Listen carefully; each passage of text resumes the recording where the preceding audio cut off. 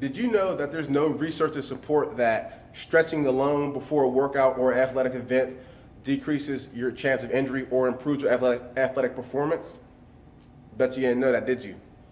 But foam rolling and stretching combined together will help decrease your chance of injury and also improve your athletic performance.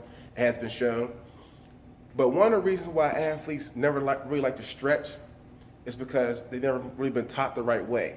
And that's where quality sports training come in at.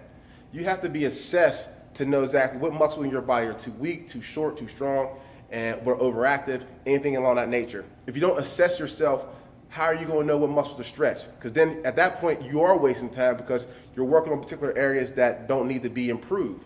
Okay? So one of the things we do at Next Level Athletic Fitness is we go through several different assessments to find out what muscles in your body are too weak, too short, too strong, all that good stuff, and how it affects you athletically. So from there, we help build up your sports training performance and also your stretching program, which is key. You got to have a good stretching program, all right?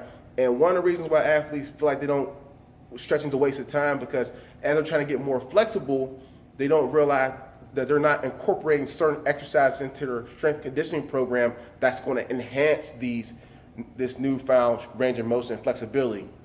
For example, you're doing a lot of stretching, you want to get faster, you haven't really noticed much. But did you know the equation for speed is stride frequency plus stride length equals speed.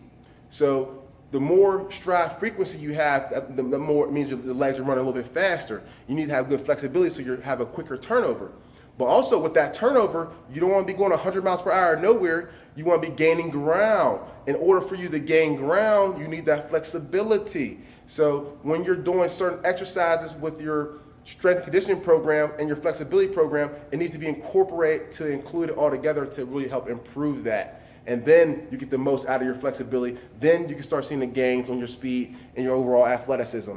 But the couple big things is when you find out what muscles in your body are too weak, too short, and create that stretching program, focus on those muscles, but make sure you're breathing like you're doing this. I used to don't tell my athletes, I tell them, don't count the second. Don't go 1, 2, 3, 4, 5, 6. Count your breaths. Because when you're breathing, you're inhaling, exhaling, relaxed muscles stretch a lot further than better than tight and tense muscles, one. But then two, by counting anywhere from like 6 to 8 breaths, it's about 30 to 45 seconds. So you inhale through nose, exhale. All right.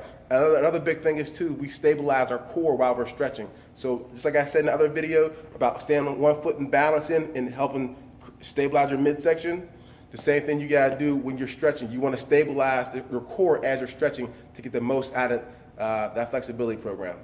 And there you have it, and that's how we get better, the next level athletic fitness. Oh, one last thing. When we talk about improving our flexibility, we kind of do things backwards. What I mean by that is when you're trying to get strong, you see someone go to the gym, they'll start bench pressing. They'll do 3 sets of 5, 4, 5, 6 sets of a particular amount of reps. You want to see someone get faster, they'll go out to the football field and do 10, 20 sprints. You tell someone to get more flexible, they're going to do 1 set, 20, 30 seconds, and that's it. So hold on, let me get this right. So you mean to tell me when you want to get strong, you do all these different sets. You want to get fast, you do all these different sprints. But you want to get more flexible, you only do 1 set? So if you really want to get more flexible, you can always do 2 sets, especially if it's a tight area and it's be focused.